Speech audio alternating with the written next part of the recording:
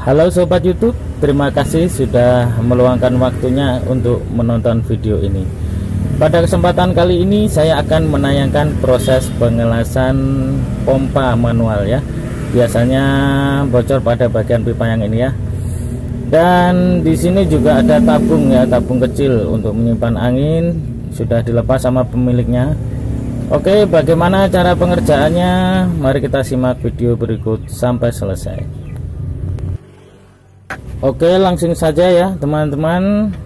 Pertama-tama kita buka dulu, kita bongkar dulu semuanya satu persatu agar nanti pada saat proses pengelasan bisa berjalan dengan lancar dan tidak terjadi hal-hal yang tidak diinginkan. Oke, pertama-tama kita bersihkan dulu area yang akan dilas ya. Dengan menggunakan gerinda kita sisir bagian-bagian yang nantinya akan dilas seperti yang ada di video berikut ini.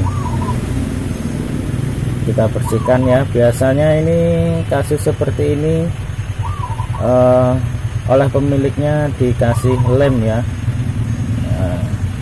dikasih lem agar bisa dipakai kembali, tapi kenyataannya tetap saja bocor. Dan solusi terbaik adalah dilas ya, dilas menggunakan las kuningan. Oke teman-teman, lanjut ke proses berikutnya. Kita pasang lagi pipanya yang sudah kita bersihkan dan siap untuk dilas kuningan seperti yang ada di video ini. Di sini kita menggunakan las karbit ya teman-teman, karena kalau menggunakan las listrik tidak bisa, karena ini bahannya besi cor dan juga pipa yang sangat tipis. Dan untuk hasil yang rapat dan kuat, ada baiknya kita menggunakan las yang sesuai, yaitu las karbit dengan menggunakan las kuningan agar bisa merasuk dan rapat kuat. Oke, setelah kita kancing lalu kita cek dulu ya, apakah benar-benar sudah lurus apa belum. Kita menggunakan siku untuk mengeceknya. Setelah yakin sudah lurus, baru kita las kembali di bagian sisi yang lain.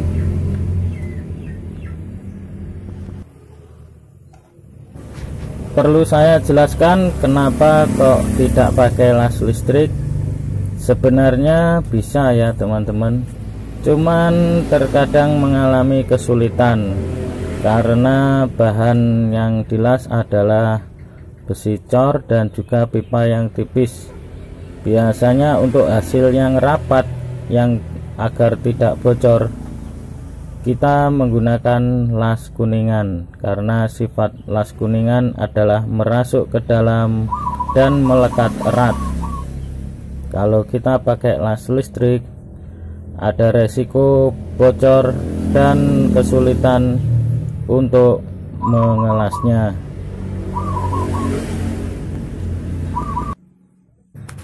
Dan kelebihan las kuningan ini adalah bekas lasanya nanti juga anti karat ya teman-teman. Jadi bisa dipastikan kuat, awet dan tahan lama. Hasilnya pun juga rapi.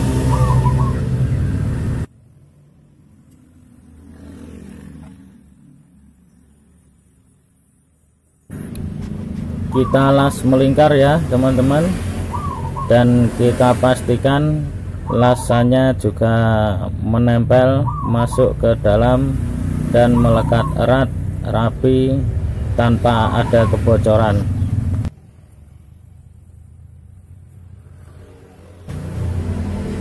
Alat serta bahan yang digunakan untuk mengelas kuningan yaitu blender las karbit, lalu kawat las kuningan, serta bubuk buras atau borak ya.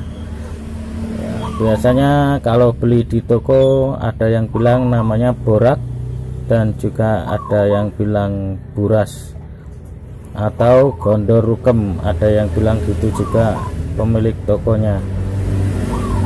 Fungsinya untuk merekatkan kuningan ke bidang besi agar mudah dilas dan bisa menempel kuat. Kasus seperti ini biasanya sering dialami oleh pemilik pompa manual ya teman-teman, karena sistemnya ini cuma ngedrat dan cara kerja pompanya juga digoyang-goyang. Biasanya dratnya cepat aus dan solusi terbaik adalah dilas, karena kalau beli baru pun mungkin ada kemungkinan cepat rusak kembali.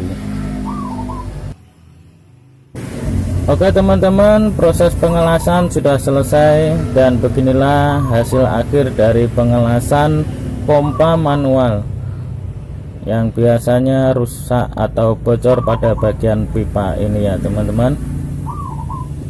Oke teman-teman, terima kasih sudah menyimak video ini sampai selesai. Saya berharap semoga video ini bermanfaat dan bisa menjadi inspirasi tersendiri. Salam kreativitas, salam sehat selalu. Sampai jumpa di video-video berikutnya. Assalamualaikum warahmatullahi wabarakatuh.